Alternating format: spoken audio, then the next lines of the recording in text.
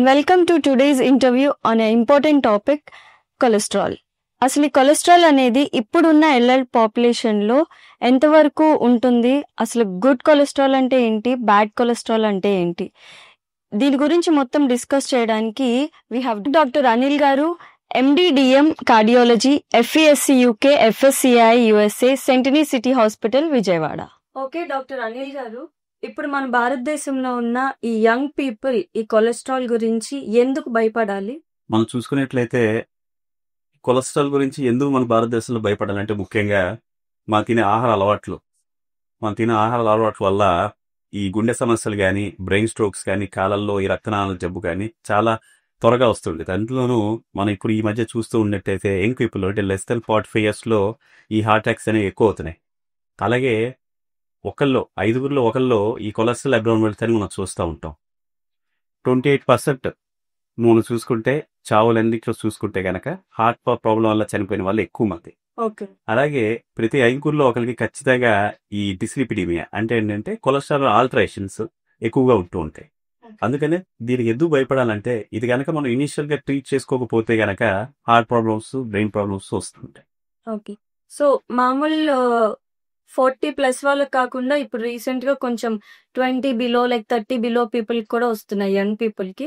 So దాని గురించి మీరు ఏం చెప్తారు? ఒకప్పుడు చూసుకుంటే మనం హార్ట్ అటాక్స్ కావచ్చు, ఈ కొలెస్ట్రాల్ అబ్నార్మాలిటీస్ కావచ్చు, ఒకేసారి చూసేవాళ్ళం 50, 60s లో చూసేవాళ్ళం. బట్ ఇప్పుడు ఏంటంటే వాళ్ళ యొక్క స్ట్రెస్ లెవెల్స్ కావచ్చు, ఫుడ్ హ్యాబిట్స్ కావచ్చు, ఫిజికల్ యాక్టివిటీ లేకపోవడం వల్ల కావచ్చు, అలాగే కొంత నెగ్లిజెన్సీ కావచ్చు, ఇవన్నీ మనం చూసుకుంటే హెల్త్ నెగ్లిజెన్సీ కావచ్చు, ఇవన్నీ మనం చూసుకుంటే కనుక యంగ్ పీపుల్లో బాగా ఎక్కువ అవుతుంది. ఈవెన్ మన heart attacks less than 30 years లో కూడా మనం చూస్తున్నాం. రీసెంట్ గా అయితే ఈ లాస్ట్ 1 year మన డేటా చూసుకుంటే కనుక 40 years లోకి వచ్చే హార్ట్ అటాక్స్ ఆల్మోస్ట్ 30% మంది వచ్చే హార్ట్ అటాక్స్ లో 40 years లోకి వాళ్ళు ఎక్కువ మంది ఉంటున్నారు. ఈ కొలెస్ట్రాల్ లెవెల్స్ ఎక్కువ అవడానికి అసలు కారణాలు ఏంటి? ఆ అబ్నార్మాలిటీస్ ఉంటున్నాయి కదా, వాటికి అసలు గల కారణాలు ఏంటి? మన ఇండియాలో చూసుకుంటే కనుక అండి మెయిన్ గా డైటరీ ప్యాటర్న్స్ అంటే రైస్ ఎక్కువ తీసుకోవటం, ఈ ఫ్యాట్ ఫుడ్స్ అంటే లైక్ ఆయిల్ ఎక్కువ తీసుకోవడం, junk food, fast foods, puff items, అలాగే పేస్ట్రీస్ కావచ్చు, చాక్లెట్స్ కావచ్చు, dairy products, milk based products ఇలాంటివి ఎక్కువ తీసుకుంటూ ఉంటాం. అలాగే నెక్స్ట్ వచ్చి హ్యాబిట్స్, మన వాళ్ళలో చాలా మందిలో ఆల్కహాల్ కానీ స్మోకింగ్ అని ఎక్కువగా ఉంటూ ఉంటుంది. సో దానివల్ల కూడా ఈ కొలెస్ట్రాల్ అబ్నార్మాలిటీస్ ఉంటూ ఉంటాయి. అలాగే ఈ sedentary life style, physical activity లేకపోవడం, మనలో చాలా మందికి ఈ అవేర్నెస్ అనేది చాలా తక్కువ ఉంటుంది. సో మనం ఎంత వెయిట్ ఉండాలి, మనం బియ్యం ఎంత మెయింటైన్ చేయాలనేది చాలా తక్కువ ఉంటుంది. సో పైగా ఐటీ ప్రొఫెషనల్స్ చాలా ఎక్కువ ఉంటుంటారు. ఈ సెడెంటరీ లైఫ్ స్టైల్ వల్ల కూడా కొలెస్ట్రాల్ లెవెల్స్ పెరుగుతూ ఉంటాయి. అలా ఇంకో రకం ఏంటంటే లైక్ ఈ ఫుడ్స్ కూడా సెలెక్టెడ్ ఫుడ్స్ నుంచి బ్యాలెన్స్ డైట్ అని తీసుకుంటూ ఉండవు. లైక్ వెజిటేబుల్స్ ఎక్కువ ఉండేది తీసుకోవాలి, ఫ్రూట్స్ తీసుకోవాలి, అలాగే లో ఫ్యాట్ కంటెంట్ ఉండే ఫుడ్స్ తీసుకుంటూ ఉండాలి. మన వాళ్ళు ఏం చేస్తారంటే ఎక్కువ ప్రాసెస్ ఫుడ్స్ మీద ఎక్కువ తీసుకుంటుంటారు. దానిలో ట్రాన్స్ ఫ్యాట్స్ తప్ప సాచురేటెడ్ ఫ్యాట్స్ తప్ప ఎక్కువ ఉంటూ ఉంటాయి. ఇవన్నీ కూడా బ్యాడ్ కొలెస్ట్రాల్ పెంచుతూ ఉంటుంది.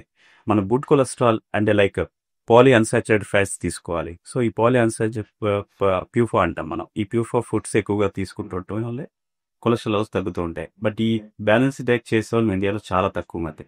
సో ఈ కేసులో ఎర్లీ డిటెక్షన్ ఎంతవరకు ఇంపార్టెంట్, మనం దాన్ని ఎలా అచీవ్ చేయొచ్చు? మన ఎర్లీ డిటెక్షన్ అంటే మెయిన్ గా కొలెస్ట్రాల్ లెవెల్ మనం కనుక్కోవడానికి, మనకి నార్మల్ గా ఉంది అబ్నార్మల్ కనుక్కోవడానికి మనకి ఓన్లీ బ్లడ్ శాంపుల్ ఒకటి ఇనప్పండి. అది పాసింగ్ ఇన్పుట్ ఫైల్ అని ఉంటుంది. ఎర్లీ మార్నింగ్ శాంపుల్ కనుక ఒకటి ఇస్తే మనకు ఆ కొలెస్ట్రాల్ లెవెల్స్ అన్ని వస్తూ ఉంటాయి.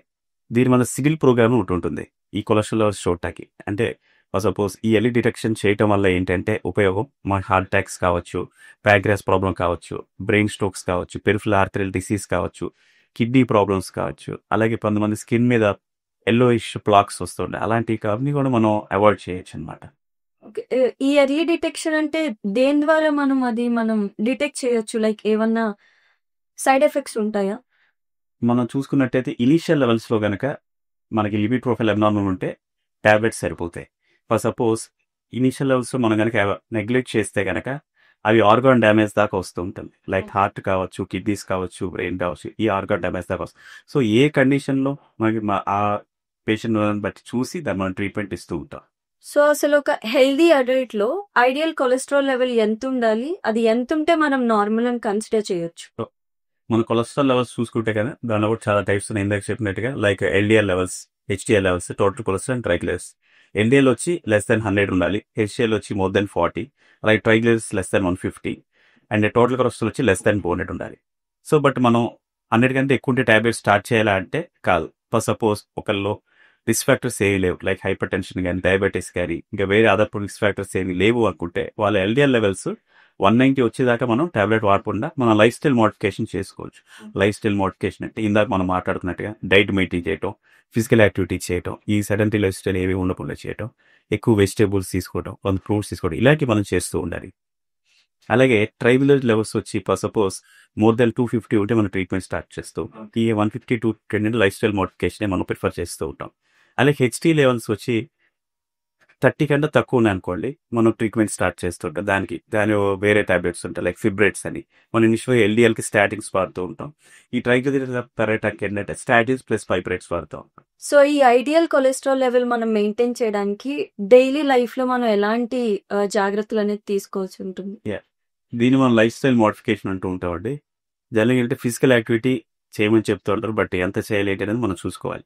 ఫర్ సపోజ్ ఐడియల్ వెయిట్ కనుక లేరు అనుకుంటే, ఫర్ సపోజ్ మనం ఉండాల్సిన వెయిట్ కంటే కానీ 10% 20% ఎక్కువ ఉంటే, మనం ఎప్పుడు కూడా మనం చేసే ఎక్సర్సైజ్ కొంచెం డబల్ చేయాల్సి వస్తుంది. అంటే ఎలా అంటే నార్మల్గా at least 30 minutes to 40 minutes brisk walking advice చేస్తూ ఉంటాం. ఫర్ సపోజ్ వేలల్లో ఇంకా మనం 1 hour తీసుకోవాల్సి వస్తుంది brisk walking. For suppose brisk walking చేయలేని వాళ్ళు ఉంటారు కొంతమంది. అలాంటి వాళ్ళు ఏంటంటే సైక్లింగ్ అడ్వైస్ చేస్తూ ఉంటాం. సైక్లింగ్ చేయని వాళ్ళు ఏంటంటే స్విమ్మింగ్ చేయొచ్చు, ఏదైనా అదర్ స్పోర్ట్స్ యాక్టివిటీ ఏదైనా సరే మనకు ఎక్సర్సైజ్ చేసినప్పుడు కొంత చెమట అనేది రావాలి. డెఫినెట్లీ బాడీ అంతా కూడా చెమటతో తడుచుకోవాలి. ఆ టైప్లో మనం చేస్తూ ఉండాలి. ఇన్ కేస్ వాళ్ళు కనుక వెయిట్ నార్మల్గా ఉండి ఈ ఫిజికల్ యాక్టివిటీ కనుక రెగ్యులర్గా చేస్తూ స్టిల్ కొలెస్ట్రాల్ లెవెల్స్ ఎక్కువ ఉన్నాయి అనుకుంటే మాత్రం అప్పుడు మాత్రం మనం టాబ్లెట్స్ యూస్ చేయాల్సి వస్తుంది. ఓకే. సో బేసిక్ గా diet and exercise is more important to maintain. Key factor. Okay.